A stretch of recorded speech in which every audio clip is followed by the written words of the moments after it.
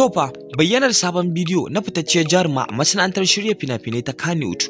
wanda har in kai ma abocin bibiyar labaran masana'antar shirya fina-finai ta Kannywood ne, tabbas ka san jaruma Sadiya Kabala.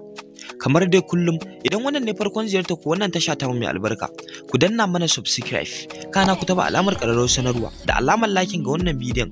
domin samun sababbin shirye-shiryenmu da zarar mun daura.